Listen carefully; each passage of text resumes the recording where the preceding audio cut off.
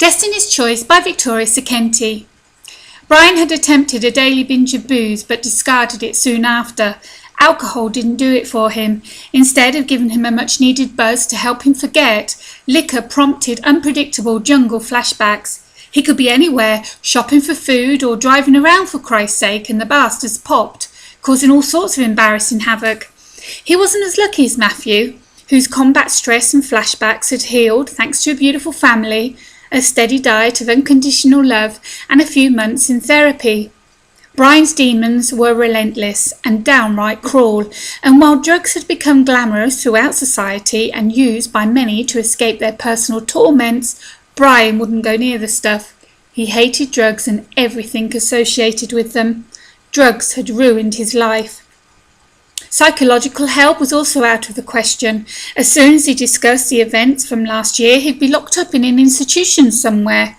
Only two options remained for him: his morning workout routines to muscle failure and the afternoon rides on Izzy.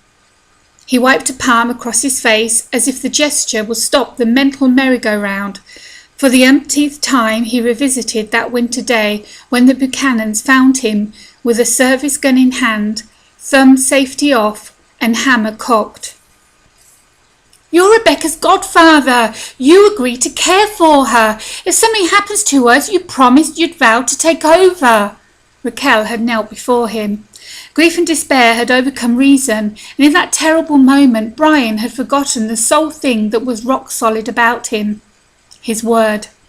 As Raquel spoke non-stop, Matthew, crazed with anger and fear, had wrestled the gun away, emptied the chamber, ejected the magazine, and flung both far from him, screaming like a madman. "I didn't save your sorry ass in the jungle for this. You owe me, Brian McKay. You owe me double now. Your life belongs to me, and I am not releasing you."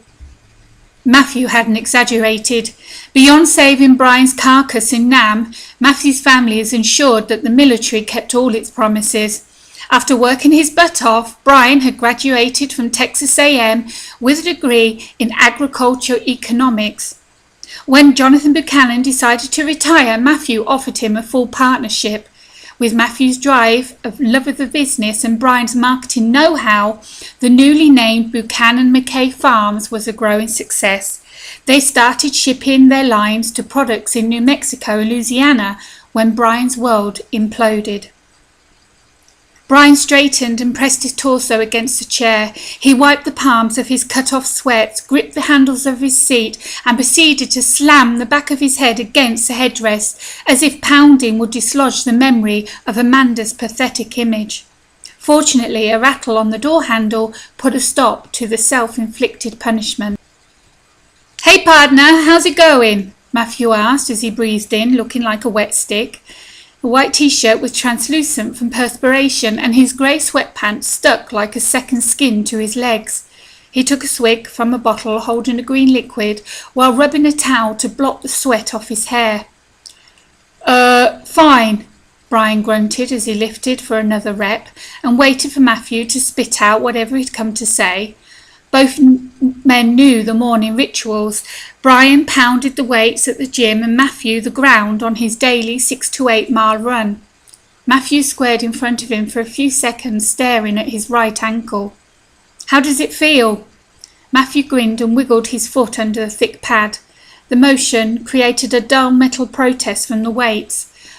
Brian brushed the plates in mock apology and pulled his leg out. "Not bad at all." "Good. I hope the sessions help." Matthew ambled towards a corner stall, half perched on it, and tossed his damp towel on a bench. He took one last swig and pitched the empty bottle into the wastebasket. "You're going to Florida with us, right?" Matthew fired out the question as he swiped his arm across his brow. Brian's mouth fell open.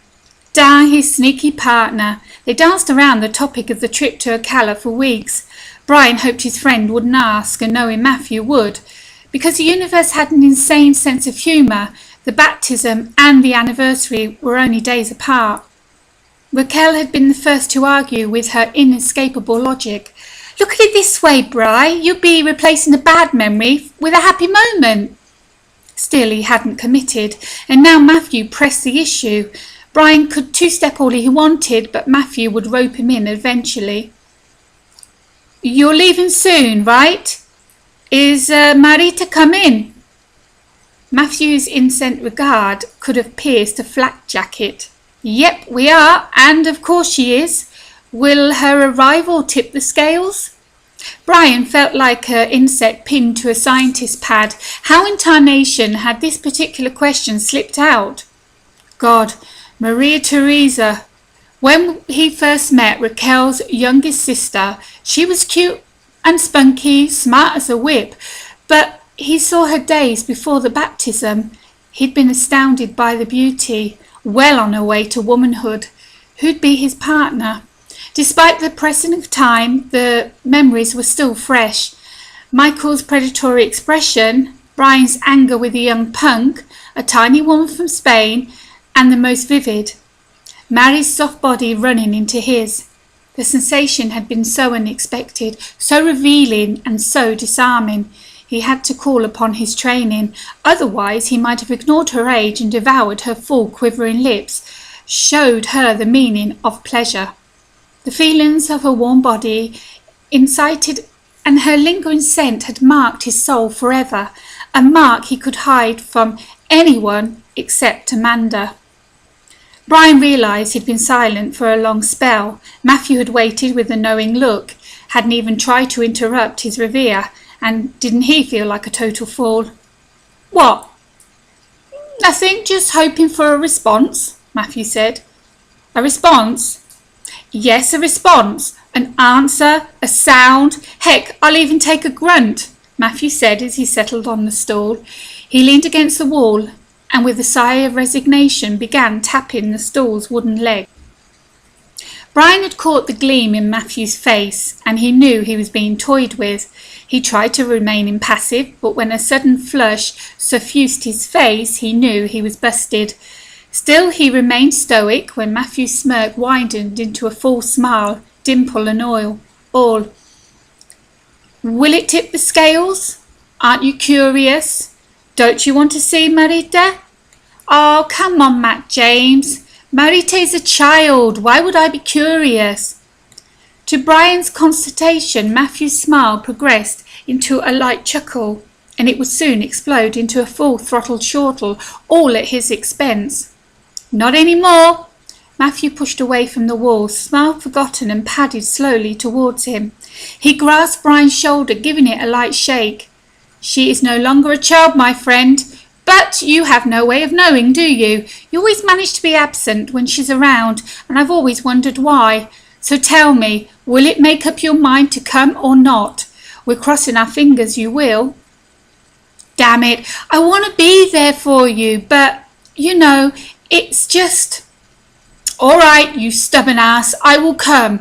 And yes, I would love to see Marité." "Excellent. Yep, that's really good. I'll talk to you later, bro." Matthew slapped him hard, turned for the door, and without another word stepped out of the room. If Matthew knew, then Raquel did also, for those two were one and the same. All his efforts were for nothing. Brian had tried so hard to keep his feelings for Marité to himself. His conscience urged him to walk away from her, and he had, by opening a gap of time and distance between them. Well, he was stepping out of the way and allowing the universe to do as it willed. His attempts to fix and make things right had turned out horribly wrong, and he was damn tired of being honourable, and she was no longer a child. "I'm sorry, Amanda. I gave it my best shot, but you always knew that she had my soul, didn't you?" "Didn't you?" It was his best apology that Brian could offer, acknowledging out loud his sin to Amanda. He shoved the handles of his seat down, and locking the seatbelt, he stood examining the leg extension machine. Workout session was over. Time to prepare for what he could no longer escape: the trip to Florida, a reckoning anniversary, and a long-awaited reunion. He'd been spinning his wheels for nothing. He had the gift, or curse, depending on the opinion, of foresight. He knew full well that some events could only be delayed, never prevented. He knew that from Vietnam. All these years he'd done nothing but fight against it. No one escaped fate. No one.